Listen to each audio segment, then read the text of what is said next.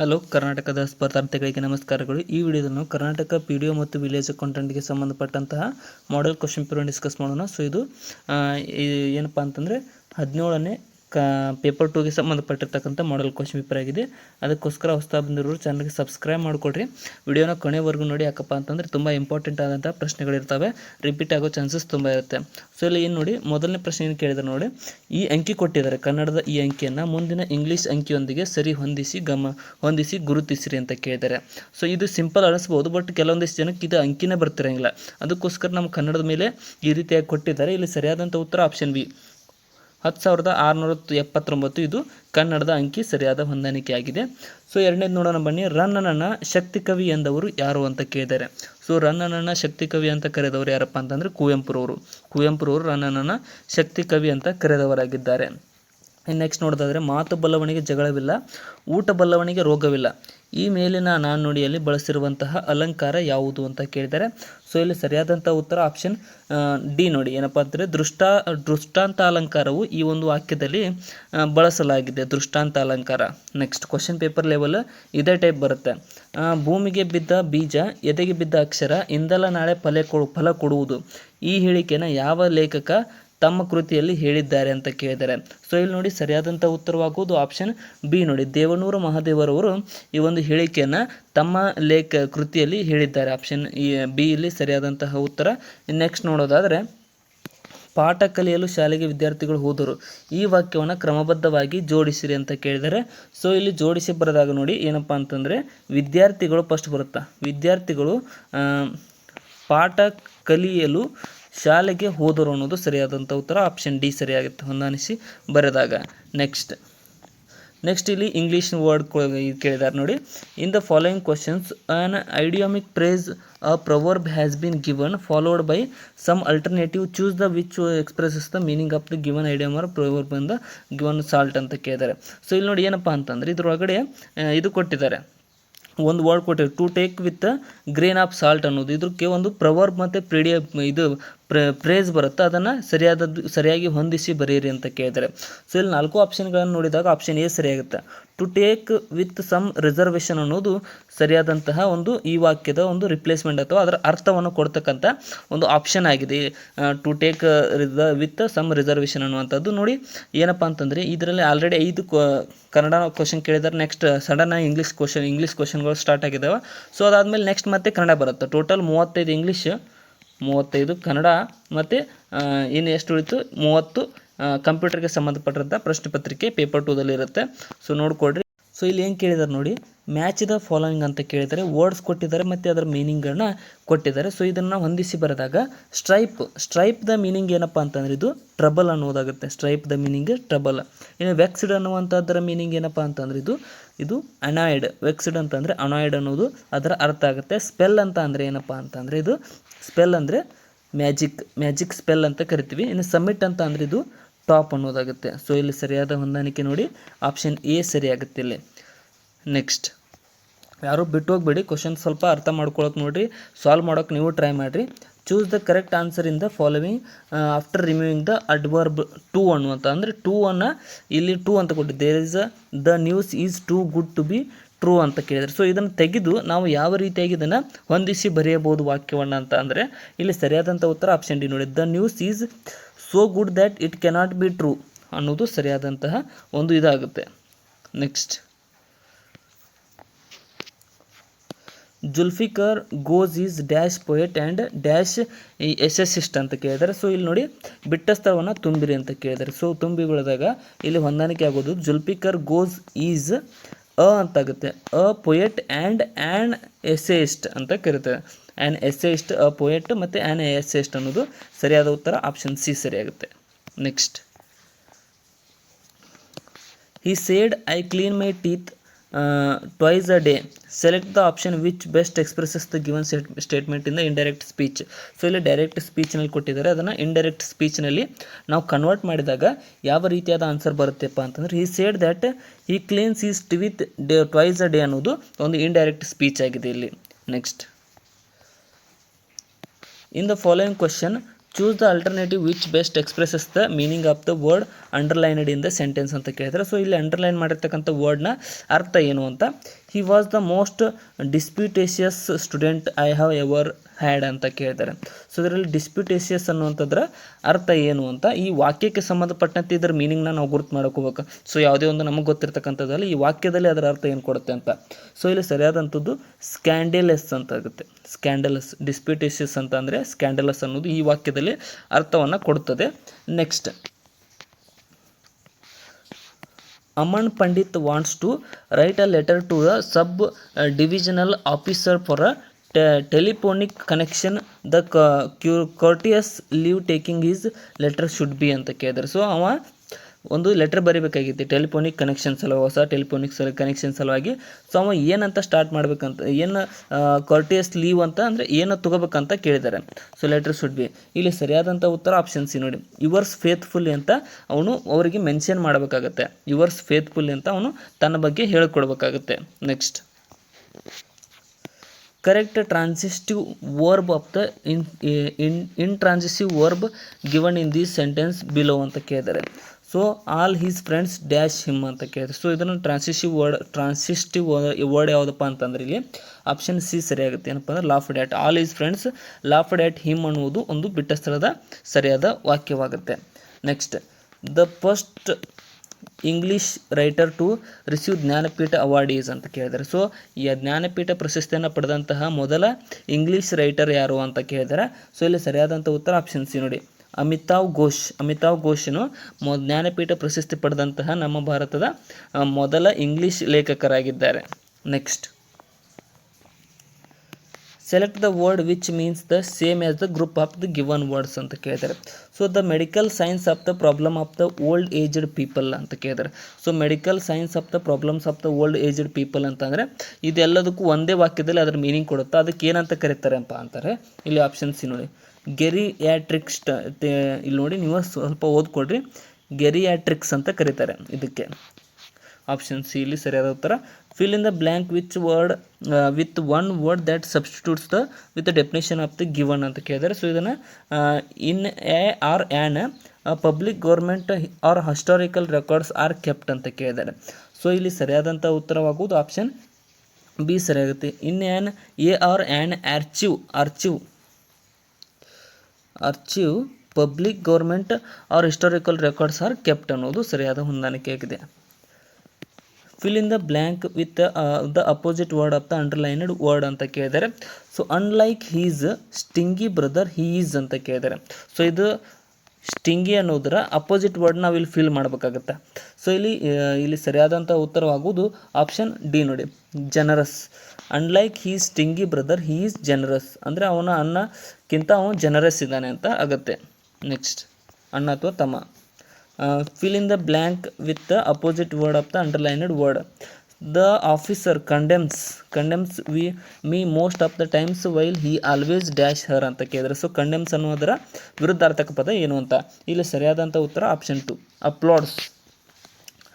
ಅಪ್ಲಾಡ್ಸ್ ಅನ್ನೋದು ಇಲ್ಲಿ ಒಂದು ಇದರ ವಿರುದ್ಧಾರ್ಥಕ ಪದ ಆಗುತ್ತೆ. ಸೆಂಟೆನ್ಸ್ ಓದೋದು ನೋಡಿ, the officer condemns me most of the times while he always applauds her ಅಂತ ಸರಿಯಾದ ಹೊಂದಾಣಿಕೆ. Next, choose the word which is synonym of the underlined word ಅಂತ ಕೇಳಿದರೆ. ಸೊ ಈ ಅಂಡರ್ಲೈನ್ ಮಾಡಿರ್ತಕ್ಕಂಥ ವರ್ಡ್ನ ಮೀನಿಂಗ್ ಏನಪ್ಪ ಅಂತ, the rulers of that country wear barbarians. So ಇಲ್ಲಿ ಬಾರ್ಬೇರಿಯನ್ಸ್ ಅಂತ ಅಂದರೆ ಏನು, ಇಲ್ಲಿ ಆಪ್ಷನ್ ಬಿ ಅನ್ಸಿವಿಲೈಸ್ಡ್. ಬಾರ್ಬೇರಿಯನ್ ಅಂತ ಅಂದರೆ ಅನ್ಸಿವಿಲೈಸ್ಡ್ ಅನ್ನೋದು ಸರಿಯಾದ ಉತ್ತರ ಆಗುತ್ತೆ. The following question had words designated as A B C D E F which are jumbled up and need to be rearranged in the form of proper sentence. Find out the correct sequence of the words and select the correct option as below answer ಅಂತ ಕೇಳಿದ್ದಾರೆ. ಸೊ ಇಲ್ಲಿ ನೋಡಿ, jumbled ಮಾಡಿ ಹಿಂದೆ ಮುಂದೆ ಏರುಪೇರು ಮಾಡಿ ಕೊಟ್ಟಿದ್ದಾರೆ ಇಲ್ಲಿ ವಾಕ್ಯಗಳು, ಈ ಸೆಂಟೆನ್ಸ್ಗಳನ್ನು ಅವನ್ನು ಜೋಡಿಸಿ ಒಂದು ಸೆಂಟೆನ್ಸ್ ಮಾಡಿದಾಗ ಯಾವ ರೀತಿ ಆಗುತ್ತೆ ಅಂತ ಕೇಳ್ತಾರೆ. ಸೊ ಇಲ್ಲಿ ನೋಡಿ ಏನಾಗುತ್ತೆ ಅಂದರೆ, ಫಸ್ಟ್ ನಾವು ಆಲ್ ಆಫ್ ದ ಎರಡನೇದು, ಆಲ್ ಆಫ್ ದ ಮೂರನೇದು, ಆಲ್ ಆಫ್ ದಿ ಬರೋಂಗಿಲ್ಲ, all of your responses are incorrect. So ಇಲ್ಲಿ ಸರಿಯಾದಂಥ ಉತ್ತರವಾಗೋದು ನೋಡಿ, all of your responses are incorrect ಅನ್ನೋದು ಫಸ್ಟ್ ಇ ಇದೆ, ಅದಾದಮೇಲೆ ಡಿ ಇದೆ, ಎ ಇದೆ, ಅದಾದಮೇಲೆ ಎಫ್ ಇದೆ, ಎಫ್ ಸಿ ಬಿ. ಇಲ್ಲಿ ಆಪ್ಷನ್ ಸಿ ಸರಿಯಾದ ಹೊಂದಾಣಿಕೆ ಆಗುತ್ತೆ. ನೆಕ್ಸ್ಟ್, ಯಾರು ಮಧ್ಯೆ ಬಿಟ್ಟು ಹೋಗಬೇಡಿ, ಇಂಗ್ಲೀಷ್ ಕ್ವಶನ್ ಬಂದಿದ್ದಾವಂತ. ಸೊ ಇಲ್ಲಿ ಕೂಡ ಸೇಮ್ ನೋಡಿ, ಜಂಬಲ್ ಮಾಡಿ ಕೊಟ್ಟಿದ್ದಾರೆ, ಅದನ್ನು ಹೊಂದಿಸಿ ಬರೆಯಿರಿ ಅಂತ ಕೇಳಿದರೆ ಸ್ವಲ್ಪ ಕ್ವಶನ್ ಸ್ಟಪ್ ಅನಿಸಿದ್ರು ನೋಡ್ಕೊಡ್ರಿ ಕರೆಕ್ಟಾಗಿ, ಯಾಕಂದ್ರೆ ನೀವು ಇದೇ ಟೈಪ್ ಕ್ವಶನ್ ಪೇಪರ್ನ ಸಾಲ್ವ್ ಮಾಡ್ತಿರ್ತೀರಿ. ಯಾರು PDO ಬರೀತಿರ್ತಾರಲ್ಲ, PDO ಅಥವಾ ವಿಲೇಜ್ ಅಕೌಂಟೆಂಟು, ಇದೇ ಟೈಪ್ ಕ್ವಶನ್ ಪೇಪರ್ ಬಂದಿರ್ತವೆ, ಅದಕ್ಕೋಸ್ಕರ. ಸೊ ಇಲ್ಲಿ ನೋಡಿ ಸರಿಯಾದಂಥ ಉತ್ತರ ಏನಾಗುತ್ತೆ ಅಂದರೆ ನೋಡಿ, ಫಸ್ಟ್ ಸ್ಟೂಡೆಂಟ್ಸ್ ಅನ್ನೋದು ಫಸ್ಟ್ ಬರುತ್ತೆ. ಸ್ಟೂಡೆಂಟ್ಸ್ ವಿಲ್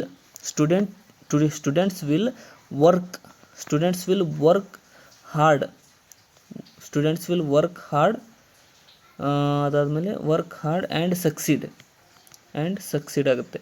ಸೊ ಇಲ್ಲಿ ಸರಿಯಾದಂಥ ಉತ್ತರ ಆಪ್ಷನ್ ಬಿ, 21ನೇದು ಆಪ್ಷನ್ ಬಿ. ನೆಕ್ಸ್ಟ್,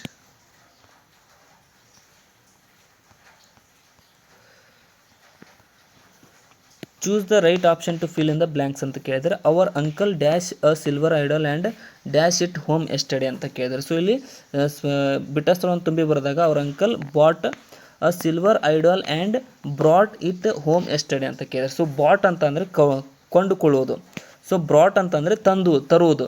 ಸೊ ಕೊಂಡುಕೊಳ್ಳುವುದು ಮತ್ತು ತರುವುದಕ್ಕೆ ಡಿಫ್ರೆನ್ಸ್ ಇದೆ.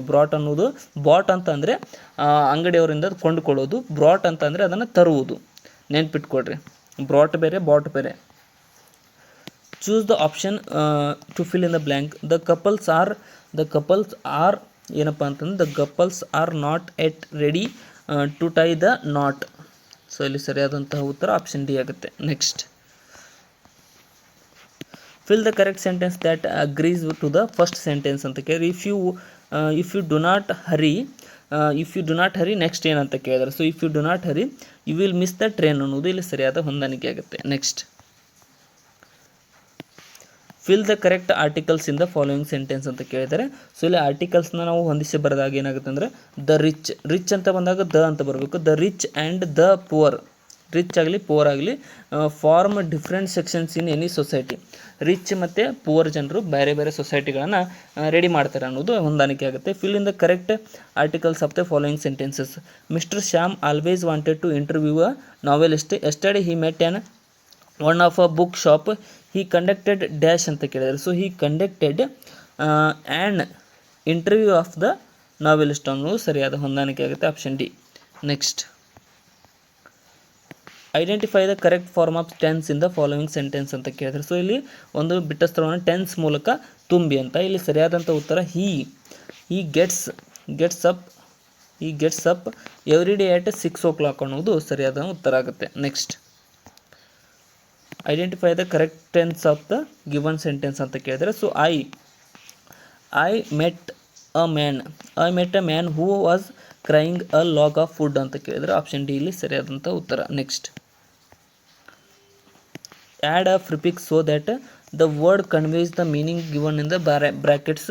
Choose the most appropriate answer from the alternatives given below to complete the word adding the prefix and shade or blacken the corresponding circles in the sheet ಅಂತ ಕೇಳಿದ್ರೆ, so ಈ ಬಿಟ್ಟ ಸ್ಥಳವನ್ನು ತುಂಬಿ ಅಂತ ಡೈರೆಕ್ಟಾಗಿ ಕೇಳ್ಬೋದು.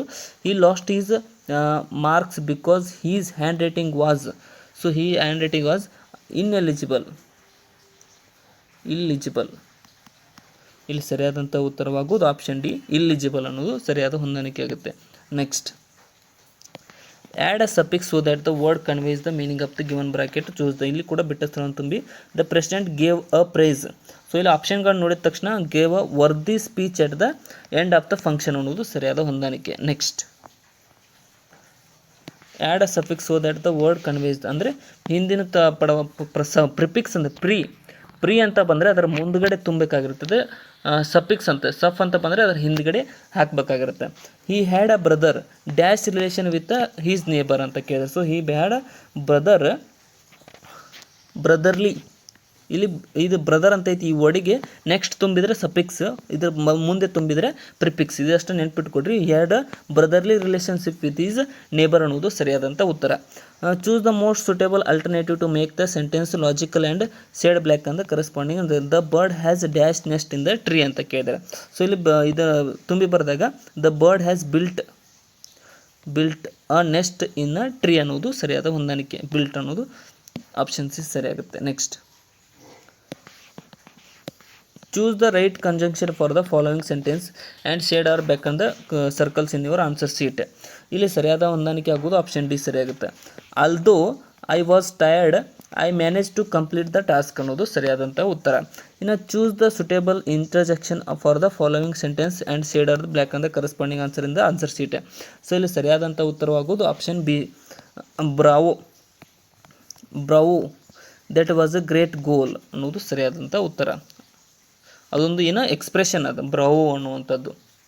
Next choose the most suitable alternative to make the sentence logical and shade the black on the corresponding circles in the answer sheet ಅಂತ ಕೇಳಿದರೆ. ಸೊ ಇಲ್ಲಿ ಸರಿಯಾದಂಥ ಉತ್ತರವಾಗೋದು ನೋಡಿ, he fully understands the consequences of his bad habits ಅನ್ನೋದು ಸರಿಯಾದ ಉತ್ತರವಾಗುತ್ತೆ. Next fill in the blank with the most appropriate word or words given in the alternative and shade or black on the correct answer. Raju is ಏನಪ್ಪ ಅಂತಂದರೆ ಕರೆಸ್ಪಾಂಡಿಂಗ್ಸ್ to ಅದರ ಇನ್ನೊಬ್ಬರಿಗೆ ಸಂಬಂಧಪಟ್ಟಂತೆ ರಾಜು ಏನಪ್ಪ ಅಂತಂದರೆ ಇವನೊಬ್ಬ the bravest of all the brothers.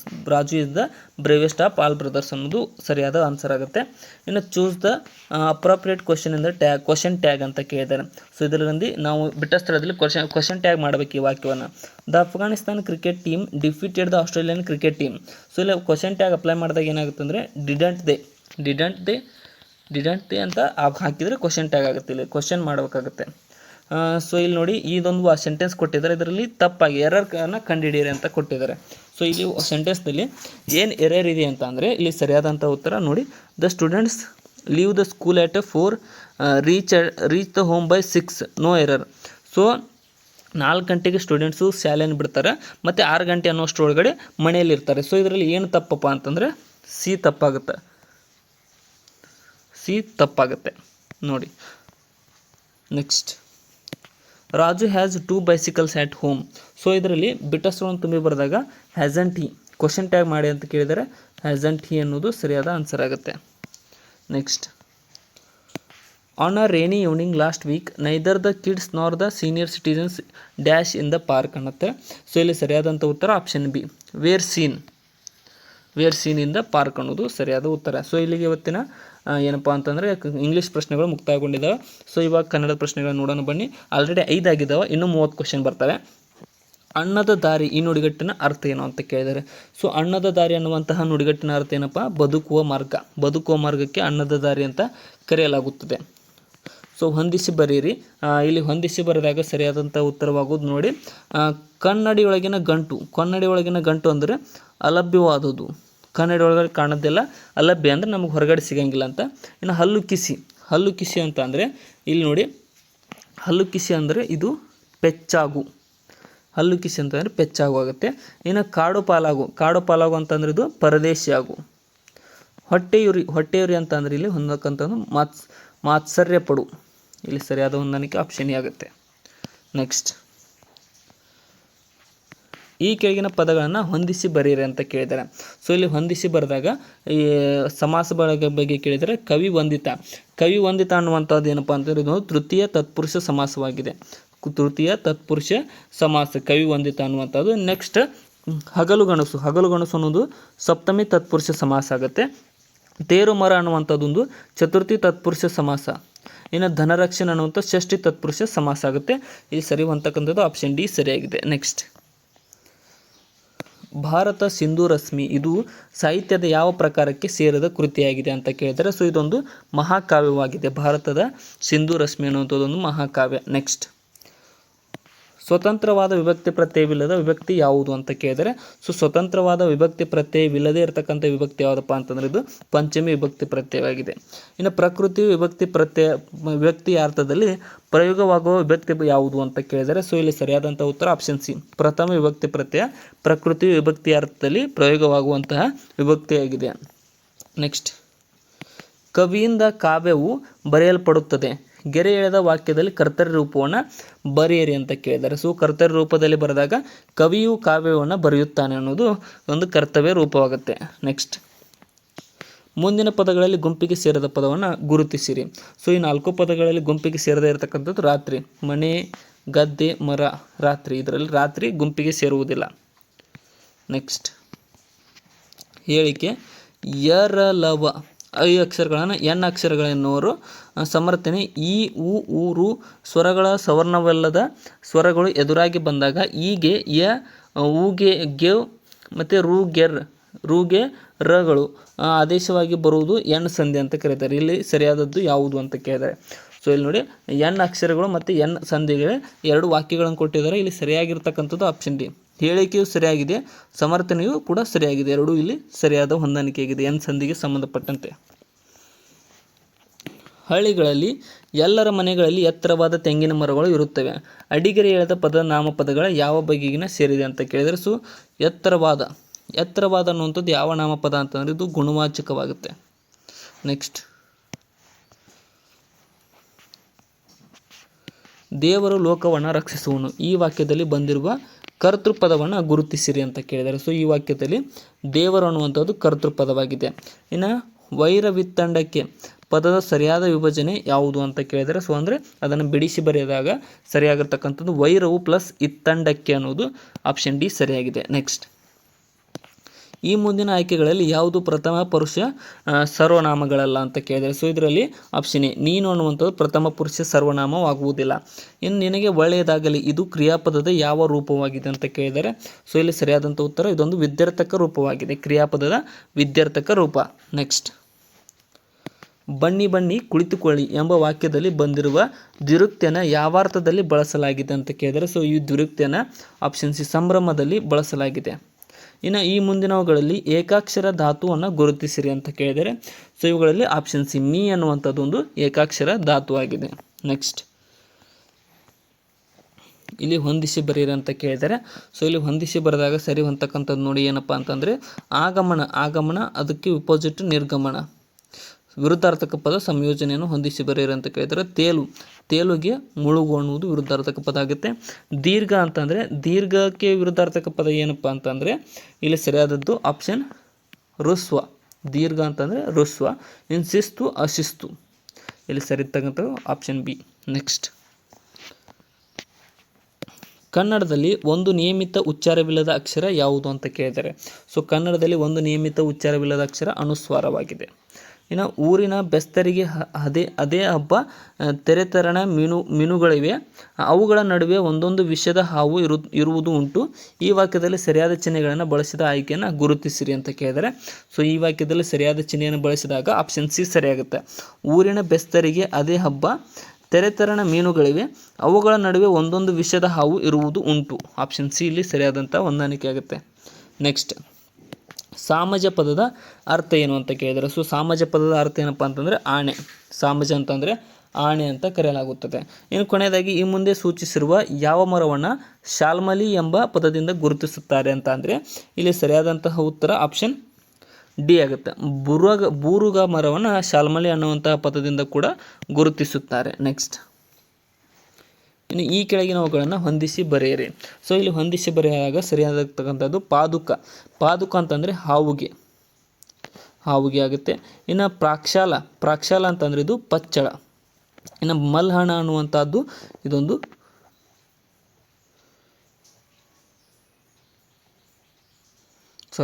ಮಲ್ಲನ ಅನ್ನುವಂಥದ್ದು ಇದೊಂದು ಮಾಹಣ ಆಗುತ್ತೆ.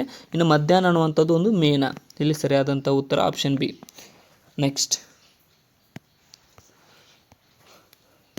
ಆ ಶಬ್ದದ ಮುಂದೆ ಈ ಕೆಳಗಿನ ಯಾವ ಸ್ವರಗಳು ಬಂದರೆ ಸಂಧಿ ಕಾರ್ಯ ಮಾಡಬಾರದು ಅಂತ ಕೇಳಿದ್ದಾರೆ. ಸೊ ಆ ಶಬ್ದದ ಮುಂದೆ ಯಾವ ಒಂದು ಅಕ್ಷರಗಳು ಬಂದರೆ ಸಂಧಿ ಕಾರ್ಯ ಮಾಡಬಾರದು ಅಂತ ಅಂದರೆ ಆ ಐ ಔ ಅನ್ನುವಂಥ ಶಬ್ದಗಳು ಬಂದರೆ ಇದನ್ನು ಸಂಧಿ ಕಾರ್ಯ ಮಾಡಲಿಕ್ಕೆ ಬರುವುದಿಲ್ಲ. ರೂಢನಾಮ, ಅಂಕಿತನಾಮ, ಅನ್ವರ್ತಕ ನಾಮಗಳು ನಾಮವಾಚಕ ಪ್ರಕೃತಿಗಳ ವಿಧಗಳಾಗಿವೆ. ಸೊ ಇವು ಯಾವುದಪ್ಪ ಅಂತಂದರೆ ಆಪ್ಷನ್ ಸಿ ವಸ್ತುವಾಚಕ ಪ್ರಕೃತಿಯ ವಿಧಗಳಾಗಿವೆ ಇವು. ನೆಕ್ಸ್ಟ್, ಜಾನಕಿ ಶ್ರೀನಿವಾಸ ಮೂರ್ತಿಯವರ ಕೃತಿ ಯಾವುದು ಅಂತ ಕೇಳಿದರೆ, ಸೊ ಕೆಳಗಿನವುಗಳಲ್ಲಿ ಆಪ್ಷನ್ ಬಿ ನೋಡಿ, ಕ್ರೌಂಚ ಪಕ್ಷಿಗಳು ಅನ್ನುವಂಥದ್ದು ಜಾನಕಿ ಶ್ರೀನಿವಾಸರವರ ಮೂರ್ತಿಯಾಗಿದೆ. ಇನ್ನು ಅವನನ್ನು ಎಲ್ಲಿಯೋ ನೋಡಿದ್ದೇನೆಂಬ ಸಂಗತಿ ನನಗೆ ಜ್ಞಾಪಕ ಬಂದಿತ್ತೆ ಹೊರತು ಅವನ ಹೆಸರು ಏನೆಂಬುದು ಎಷ್ಟು ಯೋಚಿಸಿದರೂ ಹೊಳೆಯಲಿಲ್ಲ. ಇದು ಯಾವ ಬಗೆಯ ವಾಕ್ಯ ರೂಪಕ್ಕೆ ಉದಾಹರಣೆಯಾಗಿದೆ ಅಂತ ಕೇಳಿದರೆ, ಸೊ ಇದೊಂದು ಆಪ್ಷನ್ ಬಿ ಮಿಶ್ರ ವಾಕ್ಯವಾಗಿದೆ. ಇದೊಂದು ಮಿಶ್ರ ವಾಕ್ಯಕ್ಕೆ ಉದಾಹರಣೆಯಾಗಿದೆ. ನೆನ್ಪಿಟ್ಕೊಡ್ರಿ, ಇಲ್ಲೊಂದು ಸ್ವಲ್ಪ ಕ್ವಶನ್ ಬ್ಲರ್ ಆಗಿದ್ದಾವೆ. ಎಲ್ಲ ಜಾತಿಯ ಷಟ್ಪದಿ ಬಳಸಿ ರಚನೆಯಾದಂತಹ ಮೊದಲ ಕೃತಿ ಯಾವುದು ಅಂತ ಕೇಳಿದರೆ, ಸೊ ಇದು ಕುಮುದೆಂದು ರಾಮಾಯಣ. ಸಾರಿ, ನಾನೇನು ತಪ್ಪಾಗಿದ್ದೆ. ಕುಮುದೆಂದು ರಾಮಾಯಣ ಅನ್ನುವಂಥದ್ದು ಎಲ್ಲ ಜಾತಿಯ ಷಟ್ಪದಿಗಳನ್ನು ಬಳಸಿ ರಚಿಸಿದಾದ ಮೊದಲ.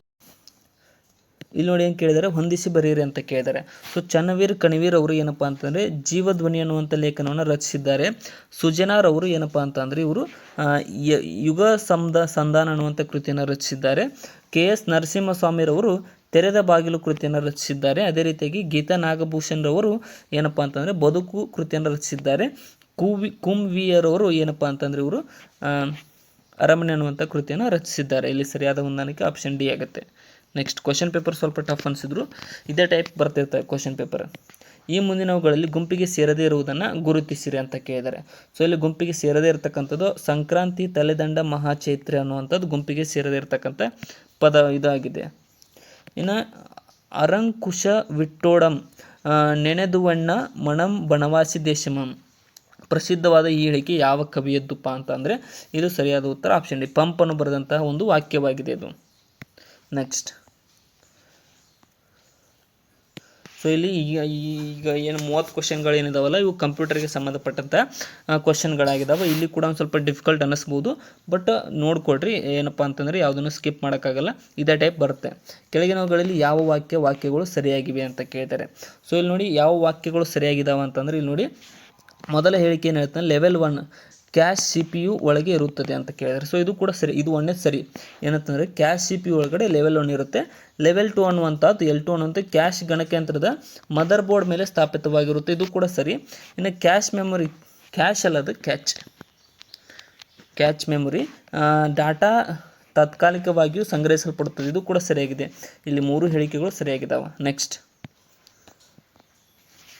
ಈ ಕೆಳಗಿನವುಗಳಲ್ಲಿ ಯಾವುದು ಡೇಟಾ ಸ್ಕ್ಯಾನಿಂಗ್ ಉಪಕರಣವಲ್ಲ ಅಂತ ಕೇಳಿದರೆ. ಸೊ ಕೆಳಗಿನವುಗಳಲ್ಲಿ ಯಾವುದು ಡೇಟಾ ಸ್ಕ್ಯಾನಿಂಗ್ ಉಪಕರಣ ಅಲ್ಲ ಅಂತಂದರೆ ಟಚ್ ಸ್ಕ್ರೀನ್ ಅನ್ನುವಂಥ ಸ್ಕ್ಯಾನರ್ ಅಲ್ಲ, OCR ಉಪಕರಣ, OMR ಉಪಕರಣ ಮತ್ತು ಬಾರ್ಕೋಡ್ ಇವೆಲ್ಲವೂ ಡೇಟಾ ಸ್ಕ್ಯಾನಿಂಗ್ನ ಉಪಕರಣಗಳಾಗಿದ್ದಾವೆ.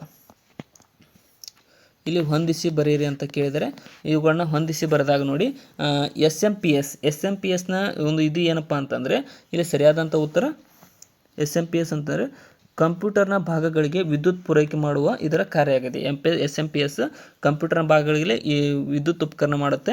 ಮತ್ತು ಇನ್ನೊಂದು ಏನಪ್ಪ ಅಂತಂದರೆ ಇದು CPU ಏನು ಕೆಲಸ ಮಾಡುತ್ತೆ ಅಂದರೆ ಇದು ಅರಿಥಮೆಟಿಕ್ ಲಾಜಿಕ್ ಆಪರೇಷನ್ಗಳನ್ನು ಮಾಡುತ್ತೆ. CPU ಅರಿಥಮೆಟಿಕ್ ಲಾಜಿಕ್ ಆಪರೇಷನ್ಗಳನ್ನು ಮಾಡುತ್ತೆ. ಇನ್ನು HDD ಮತ್ತು SDDಗಳು ಏನು ಮಾಡ್ತಾವಪ್ಪ ಅಂತಂದರೆ ಇವು ಒಂದು ಡೇಟಾ ಸ್ಟೋರೇಜನ್ನು ಮಾಡ್ತವೆ. ಇವೆರಡು ಡೇಟಾ ಸ್ಟೋರೇಜ್. ಮದರ್ ಬೋರ್ಡ್ ಏನು ಮಾಡುತ್ತೆ ಅಂದರೆ ಕಂಪ್ಯೂಟರ್ ಕಾಂಪೊನೆಂಟ್ಗಳನ್ನು ಇದರ ಮೇಲೆ ಜೋಡಿಸಲಾಗುತ್ತದೆ. ಆಪ್ಷನ್ ಎ ಇಲ್ಲಿ ಸರಿಯಾದ ಹೊಂದಾಣಿಕೆಯಾಗಿದೆ. ಇದೆಲ್ಲ ಸ್ವಲ್ಪ ಈಸಿ ಇದಾವೆ ಕ್ವಶನ್ಗಳು. ಈ ಕೆಳಗಿನ ಯಾವ ಆಪರೇಟಿಂಗ್ ಸಿಸ್ಟಮ್ MS DOS ಇದೆ ಅಂತ ಕೇಳಿದರೆ, ಸೊ MS DOS ಯಾವುದಕ್ಕೆ ಅಂದರೆ ವಿಂಡೋಸ್ನಲ್ಲಿ ಕಂಡುಬರುತ್ತೆ. ನೆಕ್ಸ್ಟ್, ಇದು ಮತ್ತು ಇಂಗ್ಲೀಷ್ನಲ್ಲಿದೆ. ನೆಕ್ಸ್ಟ್, ಯಾವಾಗ ಆ್ಯಂಡ್ ಗೇಟ್ನ ಔಟ್ಪುಟ್ಟು 1 ಆಗಿರುತ್ತದೆ ಅಂತ ಕೇಳಿದರೆ. ಸೊ ಆ್ಯಂಡ್ ಗೇಟ್ನ ಔಟ್ಪುಟ್ ಯಾವಾಗ 1 ಆಗಿರುತ್ತೆ ಅಂತ ಅಂದರೆ ಇಲ್ಲಿ 2 ಇನ್ಪುಟ್ಗಳು ಈ 1 ಇದ್ದಾಗ ಆ್ಯಂಡ್ ಗೇಟ್ನ ಇದು 1 ಆಗಿರುತ್ತೆ. ಇಲ್ಲಿ ಒಂದು ಟೈಪ್ ಈ ಗೇಟ್ಗಳು ಬಂದಾಗ ನೆನ್ಪಿಟ್ಕೊಡ್ರಿ, ಆ್ಯಂಡ್ ಅಂತಂದರೆ ಇದು ಮತ್ತು ಇದು. ಆ್ಯಂಡ್ ಅಂದರೆ ಕನ್ನಡದಾಗ ಏನಂತೀವಿ ನಾವು ಮತ್ತು ಅಂತೀವಿ, ಹೌದಿಲ್ಲ. ಮತ್ತು ಅಂತಂದರೆ ಇದು ಇರಬೇಕು, ಇದು ಇರಬೇಕು, ಇವೆರಡು 1 ಇದ್ದರೆ ಆ್ಯಂಡ್ ಗೇಟ್ ಔಟ್ಪುಟ್ 1 ಇರುತ್ತೆ. ಸೊ ಆರ್ ಅಂತ ಇರ್ತಾರೆ. ಆರ್ ಅಂತ ಕನ್ನಡದಾಗ ಅಥವಾ ಅಂತೀವಿ, ಅಥವಾ ಇಲ್ಲ ಅಥವಾ ಇದು ಎರಡರಾಗ ಒಂದಿದ್ರೂ ಇದು ಔಟ್ಪುಟ್ 1 ಇರುತ್ತೆ. ಸೊ ಈ ರೀತಿಯಾಗಿ ನೀವು ಸಿಂಪಲ್ ಮಾಡ್ತಾ ಹೋದರೆ ನಿಮ್ಗೆ ಅರ್ಥ ಆಗಿಬಿಡುತ್ತೆ. ನೆಕ್ಸ್ಟ್, ಜಾಸ್ತಿ ಎಕ್ಸ್ಪ್ಲನೇಷನ್ ನಾನು ಕೊಡ್ತಾ ಇಲ್ಲ, ಯಾಕಪ್ಪ ಅಂತಂದರೆ ಕ್ವಶನ್ ಪೇಪರ್ ಕಂಪ್ಲೀಟಾಗಿ ಮುಗಿಸ್ಬೇಕು. ಅದಕ್ಕೋಸ್ಕರ ಈ ಕೆಳಗಿನವುಗಳಲ್ಲಿ ಯಾವುದು ವೇಗವಾದ ಮತ್ತು ಸ್ಪಷ್ಟವಾದ ಕಮ್ಯುನಿಕೇಷನ್ ವಿಧವಾಗಿದೆ ಅಂತ ಕೇಳಿದ್ದಾರೆ. ಸೊ ಇವುಗಳಲ್ಲಿ ಯಾವುದು ವೇಗವಾದ ಮತ್ತು ಸ್ಪಷ್ಟವಾದದ್ದು ಅಂದರೆ ಮುಖಾಮುಖಿ ಇನ್ಫಾರ್ಮಲ್ ಕಮ್ಯುನಿಕೇಷನ್ ಒಂದು ವೇಗವಾದ ಮತ್ತು ಸ್ಪಷ್ಟವಾದ ಕಮ್ಯುನಿಕೇಷನ್ಗೆ ವಿಧವಾಗಿದೆ. ಇನ್ನು ಸ್ಪಷ್ಟವಾಗಿ ಮೌಖಿಕ ಸಂಭಾಷಣೆಯನ್ನು ಮಾಡುವಾಗ ಈ ಕೆಳಗಿನವುಗಳನ್ನು ಬಳಸಬೇಕು ಅಂತ ಕೇಳಿದರೆ. ಇಲ್ಲಿ ಸರಿಯಾದಂಥ ಉತ್ತರ ಆಪ್ಷನ್ ಏನು, ಸರಳ ಪದಗಳನ್ನು ಬಳಸಬೇಕಾಗುತ್ತೆ. ಈ ಕೆಳಗಿನ ಯಾವ ಪ್ರೊಸೆಸ್ಗೆ ಎನ್ಕ್ರಿಪ್ಷನ್ ಎಂದು ಕರೆಯಲಾಗುತ್ತದೆ ಅಂತ ಕೇಳಿದರೆ ಇಲ್ಲಿ ಸರಿಯಾದಂಥ ಉತ್ತರ ಆಪ್ಷನ್ ಡಿ ನೋಡಿ, ಪ್ಲೇಸ್ಟೆಕ್ ಅನ್ನು ಸಫರ್ಸ್ಟೆಕ್ ಆಗಿ ಪರಿವರ್ತಿಸುವುದಕ್ಕೆ ಎನ್ಕ್ರಿಪ್ಷನ್ ಅಂತ ಕರೆಯಲಾಗುತ್ತದೆ. ನೆಕ್ಸ್ಟ್, ವಿಡಿಯೋ ಅಥವಾ ಆಡಿಯೋ ಡೇಟಾ ಪ್ಯಾಕೇಜ್ ವಿತರಣೆಯ ಸಂದರ್ಭದಲ್ಲಿ ಆಗುವ ಅಸಮಾನ ವಿಳಂಬಕ್ಕೆ ಏನೆಂದು ಕರೆಯುತ್ತಾರೆ ಅಂತ ಅಂದರೆ ಇಲ್ಲಿ ಸರಿಯಾದಂಥ ಉತ್ತರ ಜಿಟ್ಟರ್ ಅಂತ ಕರೀತಾರೆ. ಅಸಮಾನ ವಿಳಂಬ ಆಗುತ್ತಲ್ಲ ಅದಕ್ಕೆ ಜಿಟ್ಟರ್ ಎಂದು ಕರೆಯಲಾಗುತ್ತದೆ. ನೆಕ್ಸ್ಟ್ ಇವು ಇಂಗ್ಲೀಷ್ನಲ್ಲಿದ್ದಾವೆ. ನೆಕ್ಸ್ಟ್ ಹೊಂದಿಸಿ ಬರೆಯಿರಿ. ಸೊ ಜಿಟ್ಟರ್ ಅಂತಂದರೆ ಆಲ್ರೆಡಿ ಮೇಲಿನ ಕ್ವಶನ್ಗಳಲ್ಲಿ ನೋಡಿದ್ದೀವಿ. ಇದು ಏನಪ್ಪ ಅಂತಂದರೆ ಇದೊಂದು ಪ್ಯಾಕೆಟ್ ಅರೈವಲ್ ಡಿಲೇ ಆಗಿದೆ. ಸೊ ಪ್ಯಾಕೆಟ್ ಅರೈವಲ್ ಡಿಲೇ ಆಗುತ್ತೆ ಜಿಟ್ಟರ್ ಅಂತ ಅಂದರೆ. ಇನ್ನು ನೆಕ್ಸ್ಟ್ ಏನಪ್ಪ ಅಂತಂದರೆ ಇದು ಪ್ರೋಟೋಕಾಲ್ ಅಂದರೆ ಸೆಟ್ ಆಫ್ ರೂಲ್ಸ್ ಆಗಿರುತ್ತೆ. ಸಿಂಪ್ಲೆಕ್ಸ್ ಏನಾಗುತ್ತೆ ಅಂದರೆ ಸಿಂಪ್ಲೆಕ್ಸ್ ಇದೊಂದು ಯೂನಿಡೈರೆಕ್ಷನಲ್ ಇರುತ್ತೆ. ಟ್ರಾನ್ಸ್ಮಿಷನ್ ಮೀಡಿಯಮ್ ಏನಪ್ಪ ಅಂತಂದರೆ ಇದು ಫಿಸಿಕಲ್ ಪಾತ್ ಆಗಿದೆ. ಸರಿಯಾದ ಉತ್ತರ ಆಪ್ಷನ್ ಸಿ. ನೆಕ್ಸ್ಟ್ ಟೇಬಲ್ನಲ್ಲಿ ಇರುವ ಒಟ್ಟು ರೋಗಳ ಸಂಖ್ಯೆ ಏನೆಂದು ಕರೆಯಲಾಗುತ್ತದೆ ಅಂತ ಕೇಳಿದರೆ, ಸೊ ಟೇಬಲ್ನಲ್ಲಿರ್ತಕ್ಕಂಥ ಒಟ್ಟು ರೋಗಳ ಸಂಖ್ಯೆನ ಕಾರ್ಡಿನಾಲಿಟಿ ಅಂತ ಕರೆಯಲಾಗುತ್ತದೆ. ನೆಕ್ಸ್ಟ್ 2 ಎಂಟಿಟೀಸ್ ಸಂಬಂಧವನ್ನು ಏನೆಂದು ಕರೆಯುತ್ತಾರೆ ಅಂತ ಕೇಳಿದರೆ, ಸೊ 2 ಎಂಟಿಟಿಗಳ ಸಂಬಂಧವನ್ನು ಸರಿಯಾದಂಥ ಉತ್ತರ ಬೈನರಿ ಅಂತ ಕರೀತಾರೆ. ನೆಕ್ಸ್ಟ್ ಸಾಫ್ಟ್ವೇರ್ ಕೋಡ್ನಲ್ಲಿ ತಪ್ಪು ಕಂಡುಹಿಡಿಯುವಿಕೆಯನ್ನು ಡ್ಯಾಶ್ ಎಂದು ಕರೆಯುತ್ತಾರೆ ಅಂತ ಕೇಳಿದರೆ, ಸೊ ಇಲ್ಲಿ ಸರಿಯಾದಂಥ ಉತ್ತರ ಆಪ್ಷನ್ ಡಿ ಬಗ್ಗಿಂಗ್ ಅಂತ ಕರೀತಾರೆ. ತಪ್ಪು ಕಂಡುಹಿಡಿಯುವಿಕೆಯನ್ನು ಡಿಬಗ್ಗಿಂಗ್ ಅಂತ ಕರೆಯಲಾಗುತ್ತದೆ. ನೆಕ್ಸ್ಟ್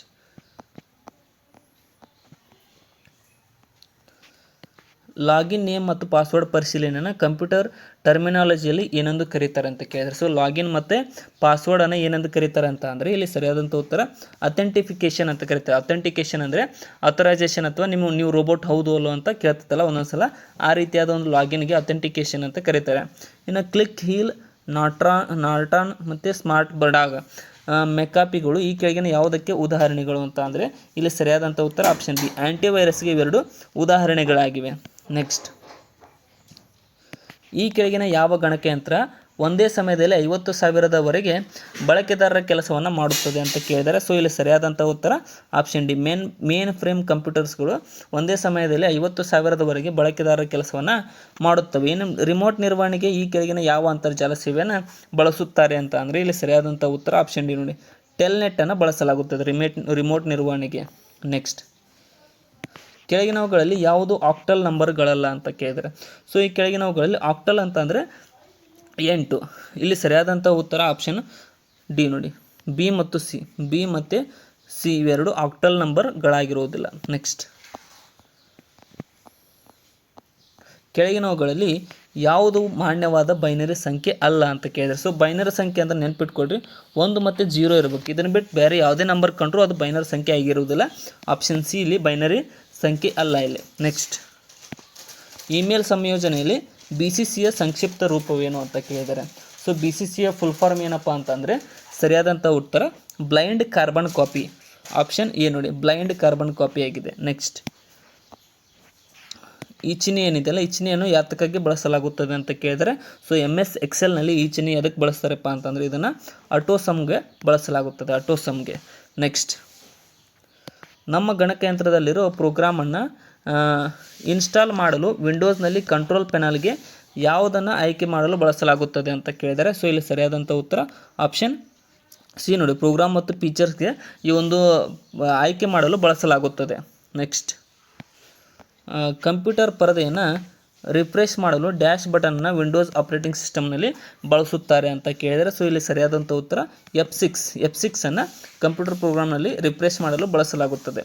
MS ವರ್ಡ್ ಫೈಲ್ನಲ್ಲಿ ಎಕ್ಸ್ಟೆನ್ಷನ್ ಯಾವುದು ಅಂತ ಕೇಳಿದರೆ, ಸೊ MS ವರ್ಡ್ ಫೈಲ್ಗೆ ಎಕ್ಸ್ಟೆನ್ಷನ್ ಏನಿರುತ್ತೆ ಅಂದರೆ .doc ಅನ್ನೋದು ಇರುತ್ತೆ ಡಾಕ್ಯುಮೆಂಟ್. ನೆಕ್ಸ್ಟ್ ಇದರಲ್ಲಿ ಹೊಂದಿಸಿ ಬರೆಯಿರಿ ಅಂತ ಕೇಳಿದರೆ, ಸೊ ಜನ್ರೇಷನ್ ಕಂಪ್ಯೂಟರ್ಗಳನ್ನು ಇಲ್ಲಿ ಹೊಂದಿಸಿ ಬರೆದಾಗ ನೋಡಿ ಫಸ್ಟ್ ಜನ್ರೇಷನ್ ಅಂತ ಅಂದರೆ ಇದು ವ್ಯಾಕ್ಯೂಮ್ ಟ್ಯೂಬ್ಗಳು ಫಸ್ಟ್ ಜನ್ರೇಷನ್ ಕಂಪ್ಯೂಟರ್ ಆಗಿದ್ದರು. ಮತ್ತು ಸೆಕೆಂಡ್ ಜನ್ರೇಷನ್ದಲ್ಲಿ ಏನಪ್ಪ ಅಂತಂದರೆ ಇವು ಟ್ರಾನ್ಸಿಸ್ಟರ್ಗಳು ಸೆಕೆಂಡ್ ಜನ್ರೇಷನ್. ಥರ್ಡ್ ಜನ್ರೇಷನ್ ಏನಪ್ಪ ಅಂತಂದರೆ ಇವು ICC ಇಂಟಿಗ್ರೇಟೆಡ್ ಸರ್ಕ್ಯೂಟ್ ಅಂತ ಏನು ಕರೀತಲ್ಲ ICC ವಿತ್ SSI ಮತ್ತು MSI ಇವೆಲ್ಲಗಳು ಥರ್ಡ್ ಜನ್ರೇಷನ್. ಇನ್ನು ಫೋರ್ತ್ ಜನ್ರೇಷನ್ ಏನಪ್ಪ ಅಂತಂದರೆ ಇದು ICS ಮಿತ್ವೆಲ್ VLSI ಇವೆಲ್ಲ ಬರುತ್ತಲ್ಲ ಫೋರ್ತ್ ಜನ್ರೇಷನ್. ಇನ್ನು ಫಿಫ್ತ್ ಜನ್ರೇಷನ್ ಏನಪ್ಪ ಅಂತಂದರೆ ಇವು ICs ಮತ್ತು ULSIಗಳು. ಆಪ್ಷನ್ ಡಿ ಇಲ್ಲಿ ಸರಿಯಾದಂಥ ಉತ್ತರ. ನೆಕ್ಸ್ಟ್ ಅಮೆರಿಕ ಸಂಯುಕ್ತ ಸಂಸ್ಥಾನದಲ್ಲಿ ವಾಣಿಜ್ಯ ಬಳಕೆಗೆ ಮೊಟ್ಟ ಮೊದಲ ಬಾರಿಗೆ ಕೆಳಗಿನ ಯಾವ ಕಂಪ್ಯೂಟರನ್ನು ಬಳಸಿದರು ಅಂತ ಕೇಳಿದರೆ, ಸೊ ಇಲ್ಲಿ ಸರಿಯಾದಂಥ ಉತ್ತರ ಆಪ್ಷನ್ ಬಿ ನೋಡಿ, ಯುನಿವ್ಯಾಕನ್ನು ಮೊಟ್ಟ ಮೊದಲ ಬಾರಿಗೆ ಕಮರ್ಷಿಯಲ್ ಕಂಪ್ಯೂಟರ್ ಆಗಿ ಬಳಸಲಾಯಿತು. ಇನ್ನು ಈ ಕೆಳಗಿನವುಗಳಲ್ಲಿ ಯಾವುದನ್ನು ಬಳಸಿ ಪದೇ ಪದೇ ಬಳಸುವ ಕಮಾಂಡ್ಗಳ ಸಮೂಹವನ್ನು ಆಟೋಮೇಟ್ ಮಾಡಬಹುದು ಅಂತ ಅಂದರೆ ಇಲ್ಲಿ ಸರಿಯಾದಂಥ ಉತ್ತರ ಮ್ಯಾಕ್ರೋ ಮೂಲಕ ಪದೇ ಪದೇ ಬಳಸುವ ಕಮಾಂಡ್ಗಳನ್ನು ಸಮೂಹ ಮಾಡಬಹುದಾಗಿದೆ. ನೆಕ್ಸ್ಟ್, ಇತ್ತೀಚಿನ ದಿನಗಳಲ್ಲಿ ಅಂತರ್ಜಾಲ ತಾಣಗಳಲ್ಲಿ ಸಾಮಾನ್ಯವಾಗಿ ಕನ್ನಡ ಮಾಹಿತಿ ಈ ಕೆಳಗಿನ ಯಾವ ಮಾದರಿಯಲ್ಲಿ ದೊರೆಯುತ್ತದೆ ಅಂತ ಕೇಳಿದರೆ, ಸೊ ಇಲ್ಲಿ ಸರಿಯಾದಂಥ ಉತ್ತರ UTF ಕನ್ನಡ ಮಾಹಿತಿ UTF ಮಾದರಿಯಲ್ಲಿ ದೊರೆಯುತ್ತದೆ. ಸೊ ನೆಕ್ಸ್ಟ್ ಇನ್ನೆರಡು ಪ್ರಶ್ನೆಗಳನ್ನು ನೋಡೋಣ ಬನ್ನಿ. ಇನ್ನು IPv6 ಸೈಜ್ ಎಷ್ಟು ಅಂತ ಕೇಳಿದರೆ, ಸೊ IPv6 ಸೈಜ್ ಎಷ್ಟಪ್ಪ ಅಂತಂದರೆ ಆಪ್ಷನ್ ಸಿ 128 ಬಿಟ್ಸ್ಗಳಾಗಿರುತ್ತೆ. ಇನ್ನು ಸಮಸ್ಯೆಗಳನ್ನು ಗುರುತಿಸಿ ಹಂತ ಹಂತವಾಗಿ ಪರಿಹರಿಸಿಕೊಳ್ಳುವ ಕ್ರಮಕ್ಕೆ ಡ್ಯಾಶ್ ಎನ್ನುವರು ಅಂತ ಅಂದರೆ ಇದಕ್ಕೆ ಅಲ್ಗಾರಿದಮ್ ಅಂತ ಕರೆಯಲಾಗುತ್ತದೆ. ಸೊ ಇಲ್ಲಿಗೆ ನಮ್ಮ ಇವತ್ತಿನ ಮಾಡೆಲ್ ಕ್ವಶನ್ ಪೇಪರ್ ಡಿಸ್ಕಷನ್ ಮುಕ್ತಾಯಗೊಂಡಿದೆ. ಕೊನೆವರೆಗೂ ನೋಡೋದಕ್ಕೆ ಎಲ್ಲರೂ ಧನ್ಯವಾದಗಳು. ವಿಡಿಯೋನ ಆದಷ್ಟು ನಿಮ್ಮ ಫ್ರೆಂಡ್ಸ್ಗೆ ಶೇರ್ ಮಾಡಿ, ಮತ್ತು ಡಿಸ್ಕ್ರಿಪ್ಷನ್ ನೋಡಿ ನಮ್ಮ channel Insta, Facebook, Threads, WhatsApp ಲಿಂಕ್ಗಳಿದ್ದಾವೆ. ಸೊ ಈ ಪೇಪರ್ 2ಗೆ ಸಂಬಂಧಪಟ್ಟಿರ್ತಕ್ಕಂಥ ಮಾಡೆಲ್ ಕ್ವಶನ್ ಪೇಪರ್ ಆಗಿದೆ. ಸೊ ಅದಕ್ಕೋಸ್ಕರ ಡೈಲಿ ಇದರ ಸಿರೀಸ್ ಡೈಲಿ 6 ಗಂಟೆಗೆ ಬರ್ತಾ ಇರುತ್ತೆ. ಸೊ ನೋಡಿದವರಿಗೆ ತುಂಬ ಧನ್ಯವಾದಗಳು. ಏನಾದರೂ ತಪ್ಪು ಅನಿಸಿದರೆ ಕಮೆಂಟ್ ಸೆಕ್ಷನ್ದಲ್ಲಿ ಕಮೆಂಟ್ ಮಾಡಿ, ಮತ್ತು ಡಿಸ್ಕ್ರಿಪ್ಷನ್ ಇರ್ತಕ್ಕಂಥ ನಮ್ಮ ಚಾನಲ್ ಲಿಂಕನ್ನು ಕೂಡ ಫಾಲೋ ಮಾಡಿಕೊಡ್ರಿ. Thank you so much.